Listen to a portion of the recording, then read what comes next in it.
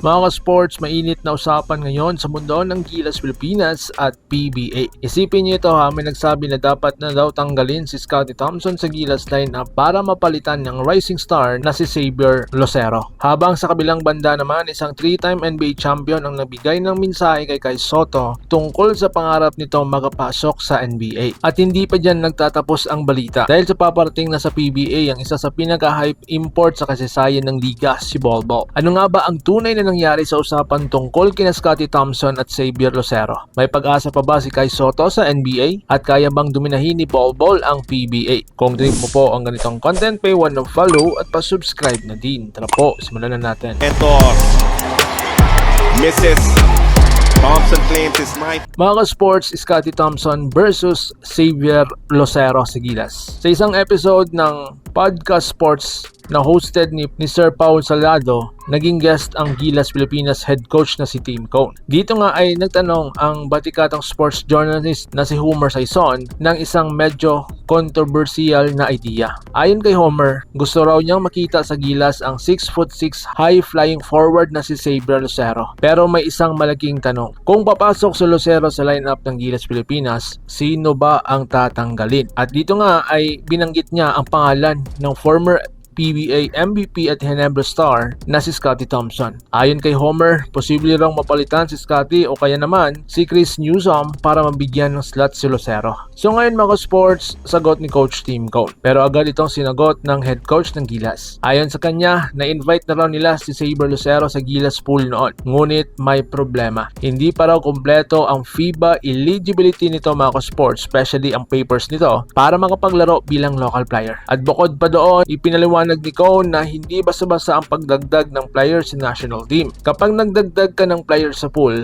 may kailangan ka ring tanggalin. At kapag dumating ang Final 12 lineup ng FIBA windows, mas mahirap ang trabaho ng coaching staff. Dagdag pa ni Cone, kung kukunin natin si Lucero, sino ang tatanggalin natin? At nang banggitin nga ang pangalan ni Scottie Thompson, nagtanong si Cone, naniniwala ka ba na mas magaling si Lucero kaysa kina Scottie Thompson at Chris Newsom? So ngayon mga sports, bakit ba mahalaga si Scottie sa Gilas? Para kay Coach Cone, mahalaga ang papel ni Scottie Thompson sa Gilas. Hindi lamang dahil sa kanyang skills kundi dahil sa kanyang energy, defense at hustle plays. Bukod pa doon, kung aalasin si Scottie o Newsom, mawawala raw ang ilang natural guards sa lineup. Bagamat sinabi ni Homer na pwedeng maglaro bilang point guard sina Dwight Ramos at Juan Gomez Diliano, naniniwala si Cone na iba pa rin ang pure guard na role na ginampanan ni Scottie at Newsom. At dito rin niya pinuri ang karakter ni Newsom. Sa laban ng Gilas kontra New Zealand Tall Blacks, halos 1 minuto lang ang nilaro ni Newsom. Ngunit, nanatili pa rin itong handa tumulong sa team. Ayon kay Cone,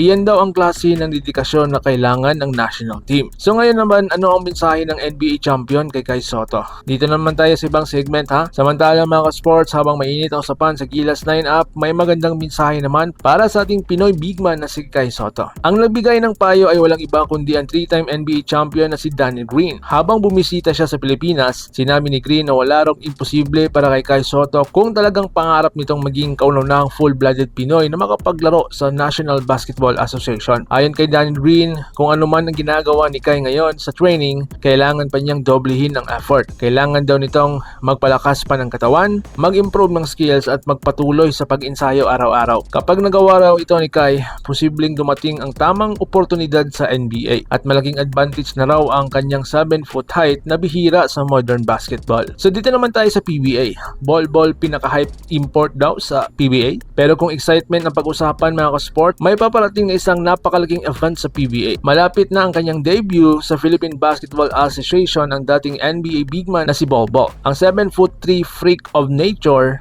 anak ng legendary NBA center na si Manute Bol, ay maging import ng defending champion ng TNT Tropang 5G. At ang kanyang unang kalaban, ang Rain or Shine Elasto Painters. Magaganap ang kanyang debut game sa Smart Araneta Coliseum. Marami ang nagsasabing ito na raw ang isa sa pinaka-inaabang import debut sa kasaysayan ng PBA. So ngayon, ano ang sinabi ng TNT management? Ayon sa TNT team manager na si Jojo Lastimosa, nasubukan na nila si Bol Bol sa kanilang training camp. At ayon sa kanya, he's as good as advertised. guys. Ibig sabihin kung ano ang nakita natin sa kanyang NBA highlights, iyon din ang pinakita niya sa kanilang practices. Pero aminado rin si Lastimosa na may kunting kalawang pa si Bol Bol. Hindi na kasi ito nakapaglaro ng competitive basketball sa loob ng halos 6 hanggang 7 buwan. Huling laro niya ay noong Phoenix Suns pa siya sa NBA. So ngayon, kaya ba niyang dominahin ang PBA? Pero kahit may kunting rust pa, maraming fans ang naniniwala na magdodominate si Bol Bol sa PBA. Isipin niyo to ha, 7'3" ang height, may guard-like skills, may shooting range at napakahabang wingspan. Sa NBA man ay limited ang minutes niya noon pero marami rin siyang highlight plays. Sa PBA naman, siya ang magiging number 1 options ng TNT sa offense. Kilalang physical at defensive team ang squad ni Yengyao at siguradong pag-aandal nila kung paano pipigilan ang higanting import. So ngayon mga sports, napakaraming exciting na storylines ngayon sa Philippine basketball.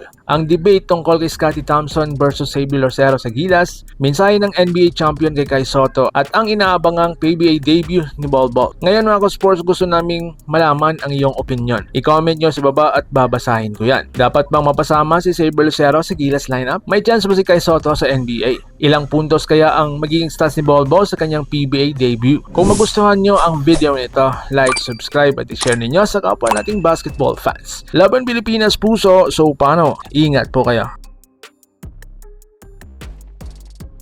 Mga ka-sports, kung hilig ninyong bumili ng mga Gilas jersey, Gilas accessories at mga gamit na pang basketball habang nanonood po kayo sa aking mga videos, kindly check this basket on this lower part ng ating video at magpa-pop up yung ating mga items sa gilid. Mga legit po yung mga items dyan and see to it po na makabili po kayo ahead of time kasi meron po yung mga discounts and mga promos depende po sa seller. And also, kunting suporta din as a content creator po. Salamat!